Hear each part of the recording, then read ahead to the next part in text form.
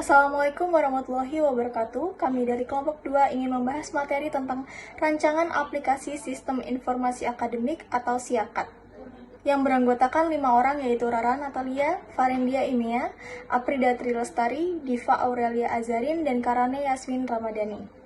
Latar belakang. Perkembangan teknologi informasi yang pesat mendorong institusi pendidikan memanfaatkan sistem informasi untuk menunjang kegiatan akademik. Pengelolaan data akademik seperti KRS, KHS, dan status mahasiswa membutuhkan sistem terintegrasi agar proses akademik berjalan efektif dan efisien. Pada beberapa perguruan tinggi, proses pengelolaan akademik masih dilakukan secara manual atau semi-terkomputerisasi, menimbulkan keterlambatan pengelolaan data, kesalahan pencatatan, dan kurangnya akses informasi real-time. Tujuan dan manfaat. Tujuan penulisan antara lain, yang pertama, merancang aplikasi SIAKAT yang mendukung proses akademik mahasiswa. Yang kedua, menghasilkan rancangan sistem dengan fitur lengkap. 3. Menerapkan metode pengembangan sistem yang terstruktur. 4. Menyediakan acuan implementasi aplikasi SIAKAT. Selanjutnya, manfaat sistem antara lain, yang pertama, memudahkan mahasiswa mengakses informasi akademik. Kedua, membantu bagian akademik mengelola data terintegrasi.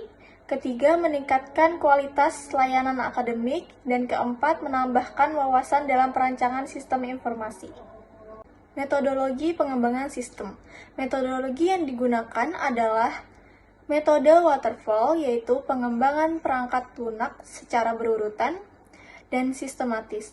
Metode ini dipilih karena SIAKAT memiliki alur bisnis yang jelas, stabil, dan terstruktur dengan kebutuhan yang dapat didefinisikan sejak awal.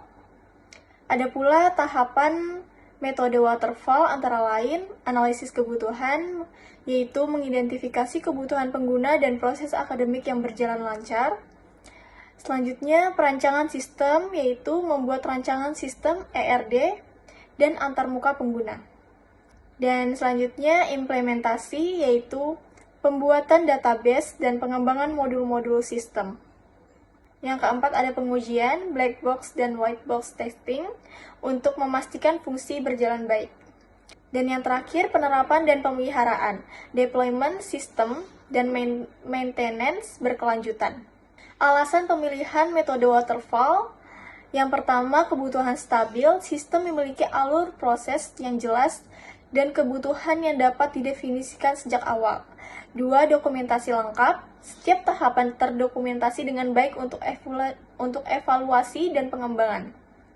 3. Pengelolaan mudah, memudahkan pengelolaan proyek dan penyusunan laporan tugas besar. Dan keempat, kualitas terjamin, menghasilkan sistem berkualitas, terstruktur, dan mudah dikembangkan. Analisis kebutuhan sistem. Analisis kebutuhan dilakukan untuk mengetahui kebutuhan pengguna dan permasalahan dalam proses akademik menggunakan 3 teknik pengumpulan data, yaitu wawancara. Di sini, wawancara dengan 2 mahasiswa untuk memperoleh informasi langsung tentang pengalaman penggunaan sistem akademik. Yang kedua, observasi, mengamati aktivitas mahasiswa dalam menggunakan SIAKAT secara langsung. Dan yang ketiga, kuesioner. Kami menyebarkan kuesioner kepada 5 mahasiswa untuk mengetahui tingkat kepuasan pengguna. Untuk hasil wawancara, kedua mahasiswa menyampaikan bahwa sistem informasi akademik telah mempermudah mereka dalam memperoleh informasi akademik. Proses pengisian KRS berbasis web membantu mengurangi kesalahan dalam pemilihan mata kuliah. Kemudahan akses, informasi mata kuliah, jadwal, dan hasil studi dapat diakses dengan jelas. Pengurangan error, sistem menampilkan informasi lengkap sehingga mengurangi kesalahan pemilihan. Kendala performa, sistem terkadang lambat saat banyak pengguna mengakses bersamaan. Hasil observasi, observasi dilakukan dengan mengamati aktivitas 2 mahasiswa dalam menggunakan SIAKAT. Fokus pada proses pengisian KRS, pengecekan informasi mata kuliah, dan akses nilai. Temuan positif, yang pertama, mahasiswa menggunakan sistem dengan mudah tanpa bantuan khusus. Yang kedua, alur pengisian KRS dapat dipahami dengan baik. Ketiga, informasi mata kuliah ditampilkan secara jelas. Keempat, akses nilai dan KHS berjalan cepat. Area perbaikan yang pertama, penurunan kecepatan akses pada jam sibuk. Kedua, perlu peningkatan performa saat beban tinggi. Dari hasil kuesioner kemudahan akses informasi, seluruh responden 100% menyatakan tidak setuju bahwa mereka sering mengalami kesulitan dalam memperoleh informasi akademik. Hal ini menunjukkan sistem telah menyajikan informasi secara baik dan mudah dipahami. Lalu selanjutnya berdasarkan hasil kuesioner terkait kepraktisan administrasi, 80% responden menilai bahwa proses administrasi sudah cukup praktis, sedangkan 20% responden menyatakan masih diperlukan peningkatan. Hal ini menunjukkan bahwa sistem telah membantu proses administrasi akademik, namun masih perlu dilakukan penyempurnaan agar lebih optimal. Selanjutnya, pada aspek kemudahan pengisian kartu rencana studi, seluruh responden 100% menyatakan setuju bahwa sistem informasi akademik berbasis web memudahkan proses pengisian kartu rencana studi. Selain itu, 100% responden juga menyatakan bahwa informasi mata kuliah ditampilkan dengan jelas, sehingga mendukung ketepatan mahasiswa dalam pengambilan mata kuliah. Lalu, pada aspek akses informasi, nilai, dan kartu hasil studi, hasil kuesioner menunjukkan bahwa 80% responden menyatakan setuju dan 20% menyatakan sangat setuju bahwa informasi, nilai, dan kartu hasil studi mudah diakses melalui sistem. Seluruh responden 100% juga menyatakan bahwa data akademik yang ditampilkan telah sesuai dengan kondisi akademik masing-masing mahasiswa. Namun demikian, terkait kinerja sistem saat diakses oleh banyak pengguna secara bersamaan, 80% responden menyatakan setuju bahwa sistem tetap berjalan dengan lancar, sementara itu 20% responden menyatakan sangat tidak setuju. Temuan ini menunjukkan bahwa peningkatan performa sistem masih diperlukan, khususnya untuk menjaga kestabilan pada kondisi beban akses yang tinggi. Terakhir, berdasarkan hasil kuesioner mengenai antarmuka dan kinerja sistem secara keseluruhan, seluruh responden 100% menyatakan bahwa tampilan antarmuka Siakat mudah dipahami serta informasi nilai dapat diakses tanpa ada kendala. Meskipun demikian, optimalisasi performa sistem tetap diperlukan guna memastikan sistem berjalan stabil dan andal saat digunakan secara bersamaan. Berdasarkan hasil analisis kebutuhan dan kuesioner yang telah dilakukan, dapat disimpulkan bahwa sistem informasi akademik atau SIAKAT telah mampu memenuhi kebutuhan utama mahasiswa, khususnya dalam hal kemudahan akses informasi akademik serta kejelasan informasi yang disajikan oleh sistem. Dari sisi antarmuka pengguna, seluruh responden 100% menyatakan bahwa tampilan SIAKAT mudah dipahami dan digunakan, sehingga sistem dinilai user-friendly dan mendukung kenyamanan penggunaan dalam mengakses layanan akademik. Namun demikian, hasil analisis juga menunjukkan bahwa optimalisasi performa sistem masih diperlukan, terutama untuk menangani kondisi akses secara bersamaan oleh banyak pengguna. Peningkatan ini penting guna memastikan sistem tetap stabil, responsif, dan andal dalam mendukung kegiatan akademik secara berkelanjutan. Setelah memaparkan kesimpulan analisis kebutuhan sistem, tahap selanjutnya adalah pemodelan proses bisnis.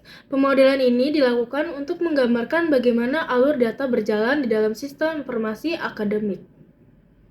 Pada perancangan ini digunakan data flow diagram atau biasa disebut DFD sebagai alat pemodelan. DFD berfungsi untuk menunjukkan bagaimana data masuk ke sistem, diproses, disimpan hingga menghasilkan keluaran berupa informasi yang dibutuhkan oleh pengguna. Adapun komponen utama dalam DFD terdiri dari 4 bagian. Yang pertama, entitas eksternal, yaitu pihak di luar sistem yang berintegrasi langsung dengan sistem, seperti mahasiswa dan admin akademik. Lalu yang kedua, proses, yaitu aktivitas yang mengelola data input menjadi output seperti pengisian kartu rencana studi, pengelolaan data akademik, dan pengelolaan nilai. Lalu yang ketiga, data store, yaitu tempat penyimpanan data yang meliputi data mahasiswa, data mata kuliah, data kartu rencana studi, dan data kartu hasil studi. Dan yang terakhir, yang keempat, data flow, yaitu aliran data yang menghubungkan setiap komponen dalam sistem sehingga proses akademik dapat berjalan secara terintegrasi. Setelah menjelaskan pemodelan proses bisnis menggunakan data flow diagram, pada bagian ini akan ditampilkan desain DFD secara bertahap, yaitu terdiri dari DFD level 0, DFD level 1, dan DFD level 2, khususnya pada proses pengisian kartu rencana studi. Dapat dilihat gambar di samping. Pada DFD level 0 atau diagram konteks sistem informasi akademik digambarkan sebagai satu proses utama yang berintegrasi dengan entitas eksternal, yaitu mahasiswa dan admin akademik. Mahasiswa melakukan pengiriman data kartu rencana studi serta permintaan kartu hasil studi, sedangkan admin akademik mengelola data mahasiswa, data mata kuliah, dan data status mahasiswa. Diagram ini memberikan gambaran umum mengenai batasan sistem dan alur data utama yang terjadi. Selanjutnya, pada DFD level 1, proses utama pada sistem siakat diuraikan menjadi beberapa proses yang lebih rinci. Proses tersebut meliputi manajemen data akademik, pengelolaan kartu hasil studi, pengelolaan nilai, serta penyediaan informasi akademik. Pada level ini juga dimulai ditampilkan data store yang digunakan sebagai media penyimpanan data akademik, sehingga alur data dalam sistem dapat terlihat lebih jelas dan terstruktur. Pada DFD level 2, fokus diarahkan pada proses pengisian kartu rencana studi secara lebih detail. Proses ini diawali dengan login mahasiswa ke dalam sistem, kemudian dilanjutkan dengan pemilihan mata kuliah yang akan diambil. Selanjutnya, sistem melakukan validasi kartu rencana studi, termasuk pengecekan jumlah SKS dan status mahasiswa. Setelah seluruh proses validasi terpenuhi, data kartu rencana studi disimpan ke dalam database sebagai data akademik mahasiswa. Setelah memaparkan perancangan sistem dan pemodelan proses bisnis menggunakan data flow diagram, tahap selanjutnya adalah perancangan desain antarmuka pengguna atau UI/UX. Penjelasan desain antarmuka pengguna UI/UX, desain antarmuka pengguna atau user interface UI, dan pengalaman pengguna atau user experience UX pada sistem informasi akademik atau siakat dirancang dengan tujuan memberikan kemudahan, kenyamanan, serta efisiensi bagi mahasiswa dalam mengakses layanan akademik. Sistem ini menerapkan konsep mobile first dengan tampilan yang responsif sehingga dapat diakses dengan baik melalui berbagai perangkat, baik smartphone maupun desktop. Perancangan UI/UX juga memperhatikan konsistensi tampilan, kemudahan navigasi, serta kejelasan informasi, sehingga pengguna dapat menggunakan sistem secara intuitif tanpa mengalami kesulitan. Prinsip desain UI/UX diangkat. Yang pertama, konsistensi tampilan. Penggunaan warna, icon, dan elemen visual yang seragam pada setiap halaman. Yang kedua, sederhana dan mudah dipahami. Tata letak yang jelas dan minim distraksi. Yang ketiga, keterbacaan tinggi. Pemilihan ukuran font dan kontras warna yang sesuai. Yang keempat, efisiensi navigasi. Pengguna dapat berpindah halaman dengan cepat dan mudah. Dan yang terakhir, processed timeline. Notifikasi atau pesan yang muncul setelah pengguna melakukan suatu aksi seperti login, penyimpanan KRS, dan logout. Penerapan prinsip tersebut bertujuan agar mahasiswa dapat menggunakan sistem tanpa memerlukan pelatihan khusus, serta meminimalkan kesalahan penggunaan. Pada halaman web yang sudah kami buat ini, yang pertama itu terdapat halaman login, processed timeline-nya, terdapat form input NIM dan password validasi input wajib diisi. Pesan peringatan untuk data kosong, autentikasi pengguna, penyimpanan sesi ke local storage, redirect otomatis ke dashboard. Halaman login adalah gerbang keamanan sistem yang memastikan hanya pengguna sah yang dapat mengakses siakat. Selanjutnya, halaman beranda, dashboard. Dashboard berfungsi sebagai pusat navigasi sistem dengan menu utama dalam bentuk kartu visual yang mudah dikenali, desain menggunakan ikon representatif dan teks singkat untuk efisiensi interaksi. Menu utama dashboard terdapat yang pertama menu KRS, pengisian kartu rencana studi untuk semester berjalan. Yang kedua, menu KHS, menampilkan kartu hasil studi dan nilai akademik. Yang ketiga, cetak bukti input, untuk mencetak bukti pengisian KRS. Yang keempat, status mahasiswa, menampilkan kartu hasil studi dan nilai akademik. Selanjutnya itu terdapat halaman input KRS. Halaman ini digunakan mahasiswa untuk mengisi rencana studi pada semester berjalan dengan from identitas dan tabel pemilihan mata kuliah. Yang pertama, from identitas. Untuk menginput NIM, nama mahasiswa, dan semester. Yang kedua, pilih mata kuliah. Tabel daftar mata kuliah dengan checkbox untuk dipilih. Yang ketiga, validasi data. Mencetak bukti pengisian KRS. Yang keempat, simpan KRS. Data tersimpan dan menjadi dasar untuk KHS dan status mahasiswa. Selanjutnya, halaman cetak bukti KRS. Informasi yang ditampilkan yaitu NIM dan nama mahasiswa, semester yang diambil, daftar mata kuliah dengan kode dan SKS, total SKS yang diambil, serta tombol cetak untuk print langsung. Halaman ini memungkinkan mahasiswa mencetak bukti pengisian KRS melalui browser untuk keperluan administrasi. Selanjutnya, halaman kartu hasil studi atau KHS. Halaman KHS menampilkan hasil akademik mahasiswa berdasarkan data KRS yang telah diinput sebelumnya.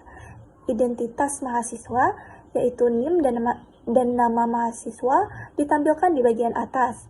Daftar nilai, mata kuliah beserta nilai dan jumlah SKS-nya.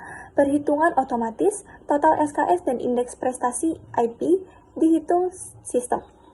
Halaman status mahasiswa, yaitu terdapat status aktif dan non-aktif. Status aktif adalah mahasiswa yang dinyatakan aktif jika total SKS melebihi batas minimum yang ditentukan. Indikator visual berwarna hijau menunjukkan mahasiswa diperbolehkan mengikuti kegiatan akademik. Yang kedua, status non-aktif. Mahasiswa dinyatakan non-aktif jika tidak memenuhi syarat SKS minimum. Indikator visual berwarna merah menunjukkan mahasiswa tidak diperbolehkan mengikuti kegiatan akademik. Dan yang terakhir, halaman logout. Anda telah logout. Sesi Anda telah berakhir. Terima kasih telah menggunakan sistem informasi akademik. Halaman logout mengakhiri sesi pengguna dengan menghapus data dari local storage dan menampilkan konfirmasi. Tersedia tombol untuk kembali ke halaman login. Nah, ini terdapat desain basis data atau IRD. Desain basis data menggunakan Entity Relationship Diagram atau IRD untuk menggambarkan hubungan antar entitas dan atribut. IRD berfungsi untuk menghindari redundansi data, menjaga konsistensi data dan integritas data, serta memudahkan pengembangan sistem. Pada IRD, terdapat entitas utama si akad, yaitu mahasiswa, dengan primary key-nya NIM, program studi dengan primary key ID Prodi, mata kuliah ID primary key-nya kode MK, KRS, primary key-nya ID KRS, KHS, primary key-nya ID KHS, status mahasiswa dengan primary key ID status, dan users dengan primary key-nya ID users. Relasi antar entitas. 1. Prodi mahasiswa. 1 prodi memiliki banyak siswa, yaitu one to many. Kedua, prodi mata kuliah. 1 prodi memiliki banyak mata kuliah, yaitu one to many. Ketiga, mahasiswa KRS. 1 mahasiswa dapat memiliki banyak KRS, yaitu one to many. Keempat, mahasiswa KHS. 1 mahasiswa dapat memiliki banyak KHS, yaitu one to many. Yang kelima, mahasiswa status. 1 mahasiswa memiliki beberapa status per semester, yaitu one to many. Yang keenam, user mahasiswa. 1 mahasiswa memiliki 1 akun user, yaitu one to one. Desain arsitektur sistem. Arsitektur sistem SIAKAD dibagi menjadi 3 lapisan utama. Yang pertama, lapisan presentasi frontend, lapisan aplikasi application layer, dan lapisan data backend server dengan database. Lapisan presentasi. Pertama, antarmuka mahasiswa. yaitu login dengan kredensial valid, akses via web atau mobile, input KRS untuk mata kuliah, serta cek nilai dan KHS. Yang kedua, antarmuka admin akademik, yaitu kelola data mahasiswa, kelola data mata kuliah, input atau revisi KRS, serta manajemen sistem akademik. Lapisan aplikasi dan data. Yang pertama, lapisan aplikasi, yaitu menangani logika bisnis, autentikasi pengguna, manajemen data akademik, dan input KRS dengan pengecekan SKS dan mata kuliah. Yang kedua, lapisan data, backend server dengan database Siakat, menyimpan data mahasiswa, data KRS, data mata kuliah, dan data nilai. Semua data dikelola terpusat untuk mendukung proses akademik. Alur proses sistem. Yang pertama, akses dan login. Mahasiswa mengakses aplikasi dan melakukan login. Kedua, pilih mata kuliah. Mahasiswa memilih mata kuliah pada input KRS. Yang ketiga, validasi data. Lapisan aplikasi memverifikasi data, yaitu jumlah KRS dan status. Yang keempat, sistem ke database. Data valid disimpan dalam database Siakat. Yang kelima, manajemen admin. Admin mengelola data mahasiswa dan mata kuliah. Yang keenam, akses nilai. Mahasiswa memeriksa nilai dan melanjutkan proses akademik. Keamanan dan teknologi. Yang pertama, keamanan, yaitu autentikasi pengguna dengan enkripsi data sensitif, password informasi pribadi, untuk mencegah kebocoran informasi. Yang kedua, skalabilitas, yaitu sistem dirancang menangani banyak pengguna dengan cloud-based service untuk memperbesar kapasitas. Yang ketiga, teknologi yang digunakan.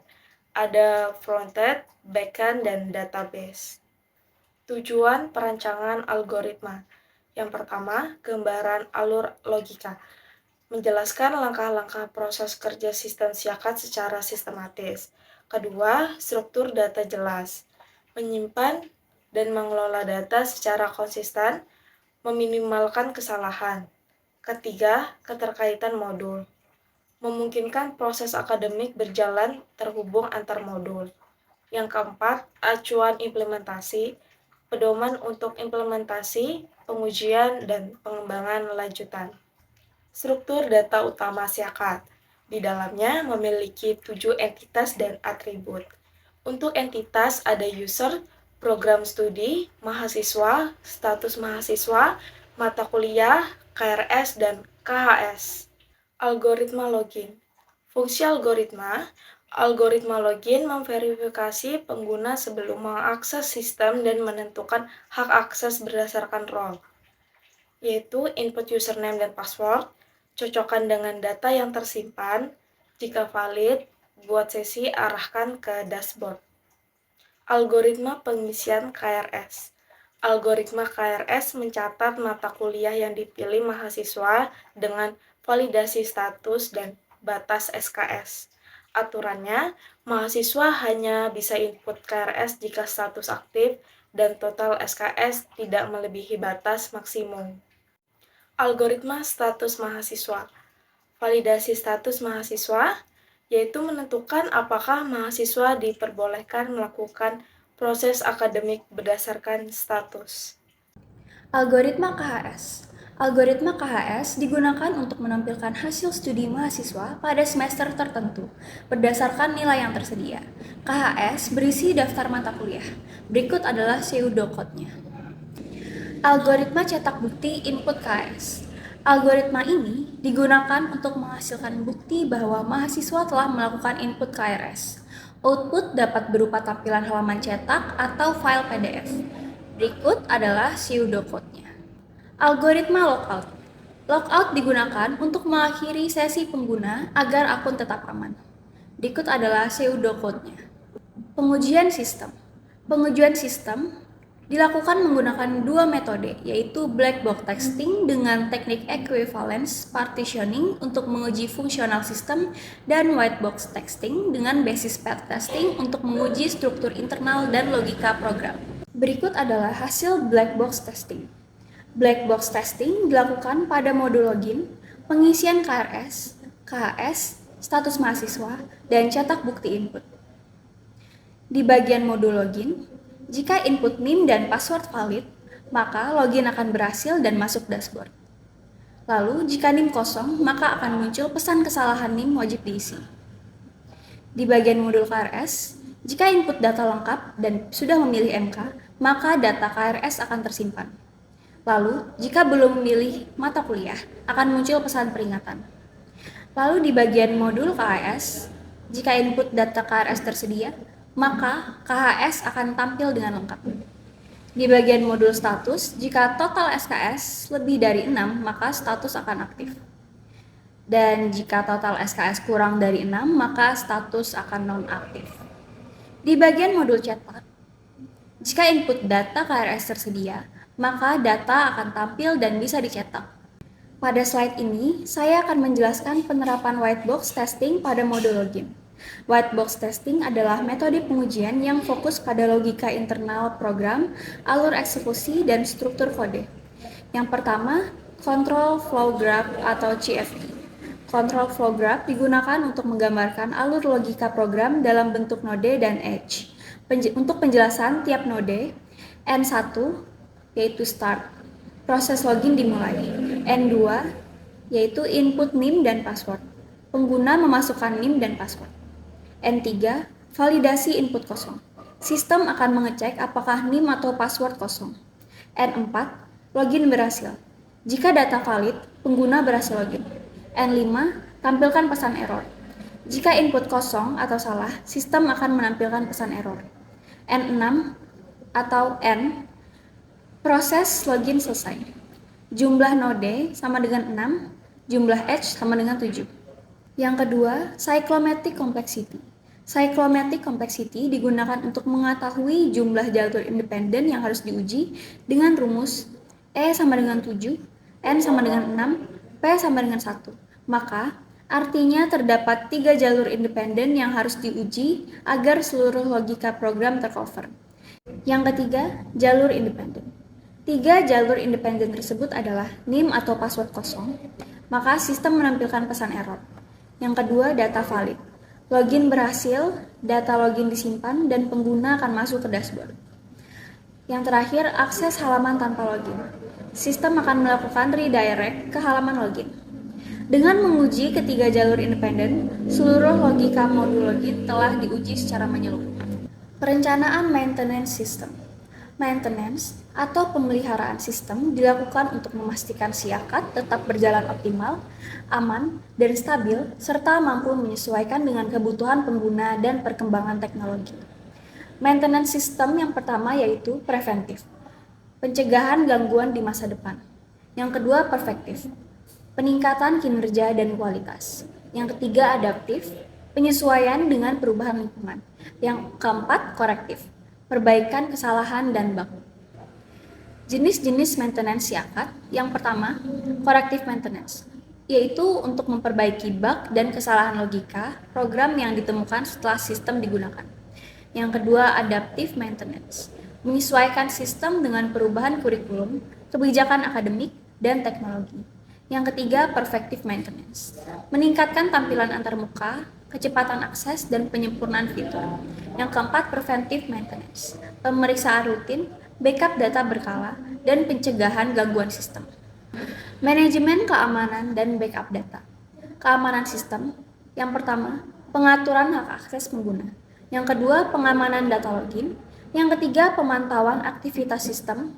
Yang keempat, deteksi akses tidak sah. Yang kelima, audit keamanan berkala. Backup dan recovery. Yang pertama, backup data rutin. Yang kedua, penyimpanan di media aman. Yang ketiga, proses recovery cepat. Yang keempat, jaminan ketersediaan data. Yang kelima, perlindungan dari kehilangan data. Evaluasi dan monitoring berkelanjutan. Yang pertama, monitoring sistem, yaitu pemantauan kinerja sistem secara real-time. Yang kedua, evaluasi berkala, penilaian kinerja dan kepuasan pengguna. Yang ketiga, pengumpulan feedback, yaitu masukan dari mahasiswa dan admin. Yang keempat, perencanaan perbaikan, yaitu dasar untuk pengembangan sistem selanjutnya. Yang kelima, pelatihan pengguna, yaitu dokumentasi dan pelatihan berkala. Yang keenam, deteksi dini, yaitu identifikasi masalah sebelum berdampak besar. Kesimpulan, perancangan sistem informasi akademik atau SIAKAD dilakukan secara terstruktur menggunakan metode waterfall sehingga menghasilkan sistem yang terdokumentasi dengan baik dan mudah dikembangkan. Sistem ini terintegrasi untuk mendukung seluruh proses akademik, mulai dari pengelolaan KRS, pemantauan KHS, hingga status akademik mahasiswa. Desain antarmuka yang user-friendly, serta struktur basis data yang optimal menjamin kemudahan penggunaan, konsistensi data, dan efisiensi pengelolaan informasi. Penerapan arsitektur 3 lapis mendukung keamanan dan skalabilitas sistem. Sementara pengujian black box dan white box memastikan fungsionalitas dan logika. Sementara pengujian black box dan white box memastikan fungsionalitas dan logika sistem berjalan sesuai kebutuhan. Secara keseluruhan, implementasi SIAKAD diharapkan mampu meningkatkan efisiensi layanan akademik, kualitas pengelolaan data, serta kepuasan mahasiswa dan pihak administrasi. Saran, sistem SIAKAD yang telah dirancang disarankan untuk dilanjutkan ke tahap implementasi dan uji coba agar dapat dievaluasi secara langsung pada kondisi nyata. Pengembangan fitur tambahan seperti notifikasi akademik dan akses mobile perlu dipertimbangkan untuk meningkatkan kualitas layanan. Selain itu, pengujian serta pemeliharaan sistem secara berkala penting dilakukan agar sistem tetap stabil, aman, dan mampu menyesuaikan dengan perubahan kebutuhan akademik. Sekian presentasi dari kami. Atas kurang dan lebihnya, kami mohon maaf. Terima kasih.